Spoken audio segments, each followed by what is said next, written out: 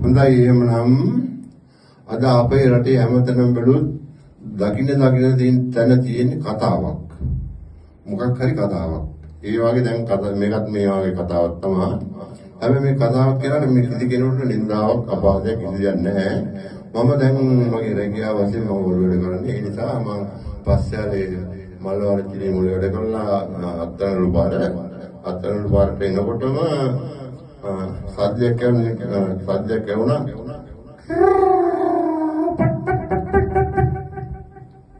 අනිත් පැත්ත හැරෙන්න බැලුව මොකක්ද කියලා. බැලින්න විදිහේ කාන්තාවක්. මේ කාන්තාව මගෙන් ඇහුවා "හවුපාඩු කැන්ඩිරොට්?" ඒ කියන්නේ නුවර පාර හොඳටම ළඟ පස්සෙල යන් තියෙන ඉඳලා සුළු දුරක් තින්නේ. ඊට පස්සේ මට මේ අහපු දෙයට උත්තර දෙන්න දන්නේ නැහැ.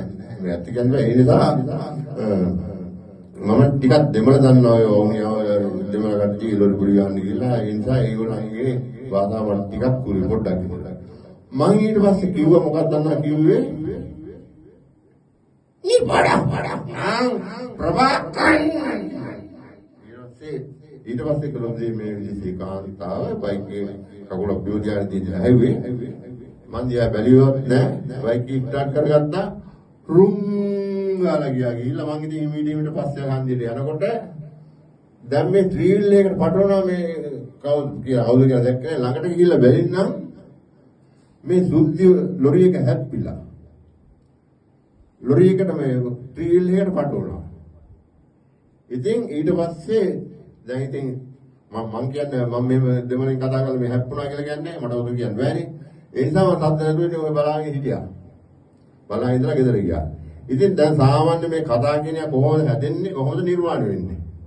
ඇත්තටම කියනවා මම විවිධ කතා පුවත්පත් වලට එතකොට ගුවන්විදුලි ශ්‍රී ලංකා ගුවන්විදුලි සාවනිකාසේ විරුද්ධින පවන ඒවා කතා ගොඩක් ලිව්වා. මම රැකියාවෙන් අසරණ වුණාට මේ කලා කටයුතු වලින් ඉගෙන ගන්න පුළුවන්. මගේ රැකියාව නිසා හැකියාව අහිමි වෙලා තියෙන්නේ. මේ මහලු වයසේදී මට අද මේ වගේ හරි රට තම කතා කරන්න ලැබීම මේ රටේ ජීවත් වෙන සෑම කෙනාටම මේ මම කවුද කියන එක සුළු පිටසක් බලාගෙන ඉන්නවා. ඉතින් කවුරුත් නෙමෙයි. ඉතින් ඔය මොනවරින් අයාලේ ගිය පුජ්‍යලේ අය යනවා කියන්නේ මම 69 ඉඳන් හරියටම ආරක්ෂකත් එළවලු උරුල්ල පෙන්නවා. ඊට පස්සේ ඉඳලා 70 හලාතු මුන්නේතර මේ ලූසන් නෑ ගාව ඉද්දි මට මතක නෑ 70 වෙලා 71 ඉඳි 71 ඉඳලා ඉතින්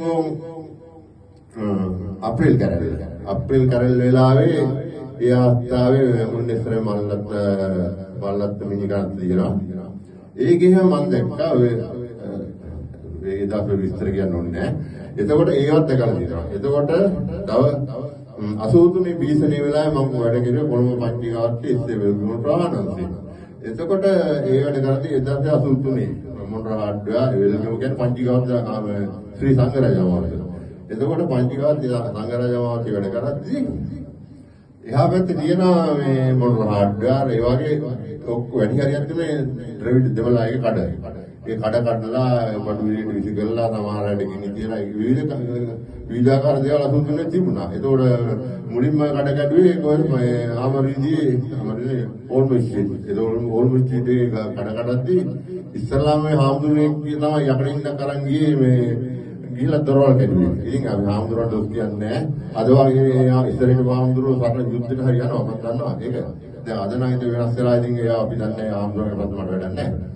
මගේ ප්‍රශ්න තව කෙනෙක් හොයනවලත් නැහැ වගේ. ඒක නිසා ඉතින් මම කියන්නේ මේ රටේ තියෙන දේ දවසින් දවස දැන් අද තියෙන්නේ මේ අද රට වැඩ ගහලා තියෙන්නේ මේ ලිංගික විද්‍යාව ගැන එක දේවල්. බලන ෆෝන් එකක් බැලුවක් තියෙන්නේ. ඒක මොඩ පැත්ත වල පත්‍රවනවා විදිහේ. ඉතින් හැම පැත්තෙම මේක කරනවා. වෙන කිසිම දෙයක් හොයන්නේ නැහැ. වෙන ඒක ඔබ ප්‍රශ්නයක් නැහැ. කෑවත් කවන්නේ, බිව්වත් කවන්නේ, බැලුවත් කවන්නේ. අරක හොය ඉන්නකොට තමයි අද ඉන්නේ. ඉතින් හොඳට කල්පනා කරලා බලන්න. මම වැඩි විස්තර කතා කරන්නේ නැහැ.